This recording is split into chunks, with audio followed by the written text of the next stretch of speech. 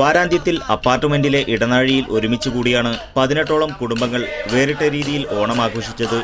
ഓണാഘോഷവേദികളിലെ പതിവ് കലാപരിപാടികൾക്ക് പകരം ചിരിയും ചിന്തയും പടർത്തുന്ന വിൽപ്പാട്ടുപാടിയാണ് അബ്ബാസിയയിലെ ഈ മലയാളി അയൽക്കൂട്ടം ദേശീയോത്സവം കൊണ്ടാടിയത്.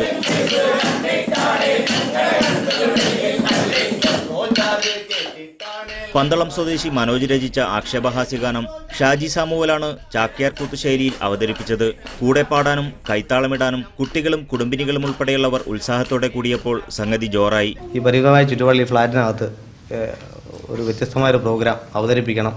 എന്നാൽ ആ പ്രോഗ്രാം നമ്മുടെ പ്രവാസികളുമായിട്ട് ബന്ധപ്പെട്ട് എന്തെങ്കിലും ഒരു സബ്ജക്റ്റ് ആയിരിക്കണം എന്നൊരു തീരുമാനത്തിലെത്തുകയും ഒരു ആഘോഷം മാതിരി രാവിലെ തുടങ്ങി കുറച്ച് ഫ്രണ്ട്സ് എല്ലാം അവിടെ ചേർന്ന് അത് റെക്കോർഡ് ചെയ്തു. ഫേസ്ബുക്കിലൊക്കെ അപ്ലോഡായി. ഫേസ്ബുക്കിൽ പോസ്റ്റ് ചെയ്ത പാട്ട് വൈറലാകുക കൂടി ചെയ്തതോടെ ആഘോഷത്തിന് ഇരട്ടി മധുരം.